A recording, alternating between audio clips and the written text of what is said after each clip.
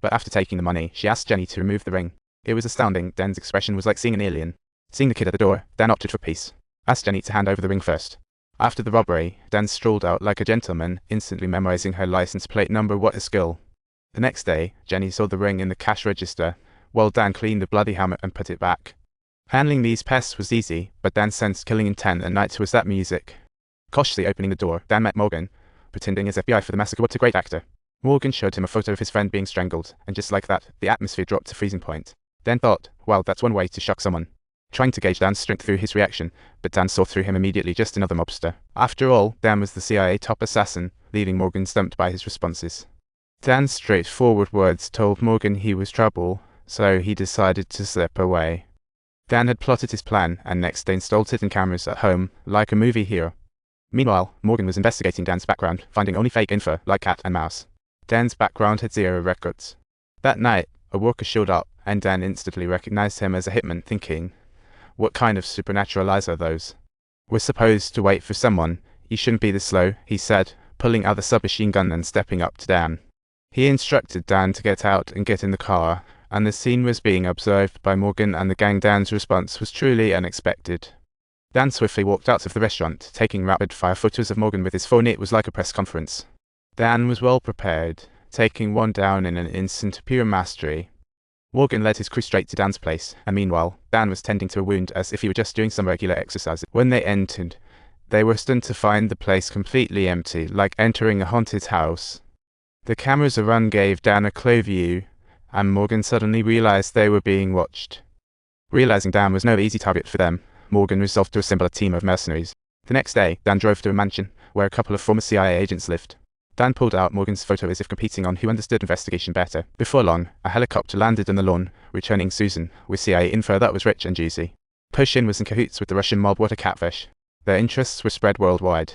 With connections in both business and politics, no one dared mess with him, but Morgan was just an uninvited guest. Among other corrupt cops, the two who returned protection money were killed. Meister, always by Morgan's side, was like a shadow. Dan sat outside, enjoying a moment of peace, while Susan couldn't understand why he'd risk it all against the mob. Dan simply told her, someone's got to step up and fight the good fight. It's a social responsibility. Back home, Meister suddenly heard his car alarm going off. What's happening? Did my car get a security upgrade? After getting in, Dan started the engine and rolled up the windows, getting ready for a showdown with his modified beast of a sports car. The exhaust filled the car, and Meister felt trapped in a fast-lane vortex, defenseless. Other than cursing, he had no options left. Dan didn't actually want to kill him, he was just giving him a cyberpunk experience. Shortly after, under Meister's guidance, Dan entered Pushkin's money laundering factory. It felt like an adventure in the cyber world. It was just cash, a treasure trove. Dan couldn't help thinking, money is fantastic. Meister burst in shouting, everyone stop working, get out now. It was just absurd. Dan calmly claimed to be Pushkin's new recruit and advised everyone to behave. It was hilarious. You'd better put the guns down and lie prone on the table with your hands behind your back. It sounded so surreal, akin to organizing an unprecedented web party. Right? I held back, Dan insisted repeatedly, truly a character. Get them to lay down. Then Dan handed each worker a pile of cash. He was practically a generous millionaire, telling them to spend it. He then had Meister call the cops for his own safety, like they were playing a game. From the safe, Dan found the USB and his passport, a clean sweep.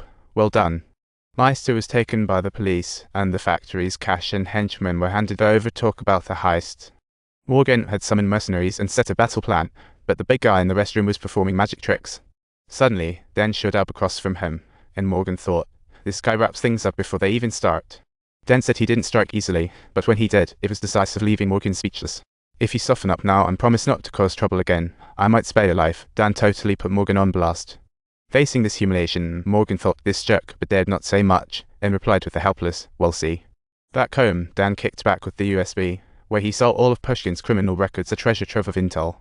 Dan filed an anonymous report, sending the evidence via email. It was like staging a grand plot twist. Spotting that Pushkin was running an oil business, Dan had the brilliant idea and decided to up the ante next. Subscribe to our channel for more exciting content.